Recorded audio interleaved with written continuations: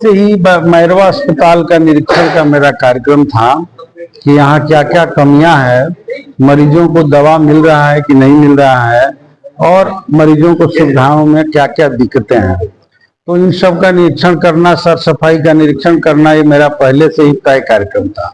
लेकिन संयोग से भी सूचना मिली कि आज जो है यहाँ प्रखंड समन्वय समिति की बैठक भी है अस्पताल के। तो डॉक्टर साहब ने मुझे इस भी सूचना दी, जो यहाँ प्रभारी है, तो मैं इसमें भी शरीक हुआ।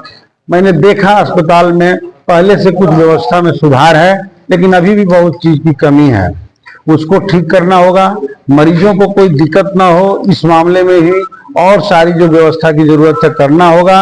और अस्पताल में जो भी फंड है उसको खर्च करके व्यवस्था और सुदृढ़ करने की जरूरत है।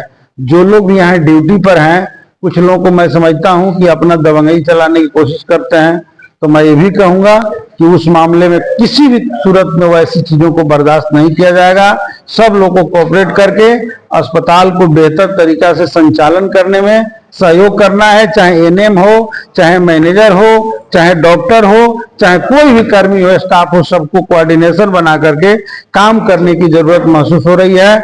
अभी हमने देखा कि जांच के कुछ नए नए विधि जो है यहाँ पर शुरू हो गया है, जो पहले नहीं था। लेकिन अभी भी अगर अचानक किसी को हार्ट संबंधी प्रॉब्लम होता है तो एक साधारण ईसीजी जैसा माने करने का भी यहाँ पर व्यवस्था नहीं है।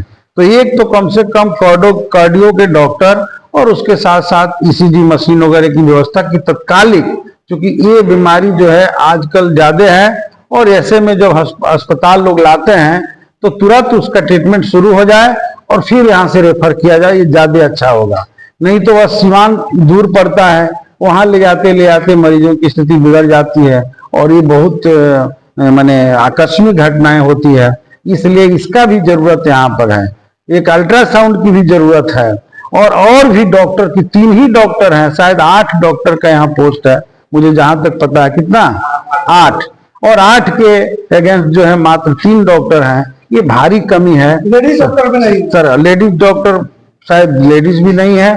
और मैं कहना चाहता हूं कि सरकार लगातार इस बात की दावा जब कर रही है कि हम बेहतर स्वास्थ्य सुविधा दे रहे हैं, तो मैं तो देख रहा हूं कि यहीं पर ये स्वास्थ्य सुविधा पूरी तौर पे फेल है सरकार की। तो इसलिए असेंबली में भी हम ले जा रहे हैं इस बात को। फिर से एक बार मैं उठा चुका हूं, फिर से रखूंगा कि यहाँ कम से कम 8 डॉक्टर की व्यवस्था हो और जो भी जांच की कमियां हो उसको भी ठीक किया जाए। और मैंने अपने स्वैच्छिक फंड से भी अस्पताल में कुछ राशि देने का भी आह्वान करता हूं, ताकि अस्पताल में जो है पीसीसी वगैरह जो टूटा है उसको निर्माण कर दिया जाए। पानी लग रहा है, मरीजों को वो भी सुविधाएं मिल सके। और जो सुधार हुआ है डॉक्टर साहब के आने के बाद 2-3 महीना के अंदर, मैं उनको धन्यवाद भी देता हूं। लेकिन और आगे इनको काम करने की जरूरत है। इसमें जहां सहयोग की हम लोग की जरूरत होगी वहां सहयोग किया जाएगा। आज ये बैठक जो हुई है इसमें जनसंख्या नियंत्रण पर बातचीत करना है, उसके संबंध में लोगों को जागरूक करना है। जुलाई के महीने में नए पखवाड़ा शुरू हो रहा है जनसंख्या नियंत्रण के लिए, वंध्याकरण के लिए, पुरुष और महिला। तो इस संबंध में भी हमारे कुछ प्रतिनिधि लोग आए हैं, कुछ आम लोग भी आए हैं। हम लोग भी मिलजुल कर ग्रामीण स्तर पर लोगों को जागरूक करेंगे। इस संबंध में बातचीत हुआ है कि जागरूकता करके और उन लोगों के इस काम में लगाया जाएगा और अपना किया जाएगा। देखा जा रहा है कुछ लोग हैं जो अस्पताल को बेहतर बनाने में लगे हुए, कुछ लोग बिगाड़ने में लगे हुए। हाँ, ये रिपोर्ट भी हमको मिली है और मैं समझता हूँ कि ये ठीक नहीं है। और कोई अच्छा काम कर रहा है तो ऐसे में उनको सहयोग करना चाहिए। तो ऐसे कुछ लोगों के बारे में मुझे रिपोर्ट मिली है, मैं और भी गहराई से इसकी जांच करूंगा। हमारे पास जो यहाँ के कार्यकर्ता लोग हैं, मैं उन सबको लगाऊंगा कि कौन क्या कर रहा है और कौन अस्पताल में विधि व्यवस्था को ठीक करने में गड़बड़ी करने की कोशिश कर रहा है। उसके भी बारे में पता किया जाएगा और उस पर निश्चित तौर पे, और वैसे लोग होंगे तो उनसे पहले बातचीत किया जाए और नहीं सुधरते हैं तो उन पर आगे कार्रवाई के लिए भी सोचा जाएगा।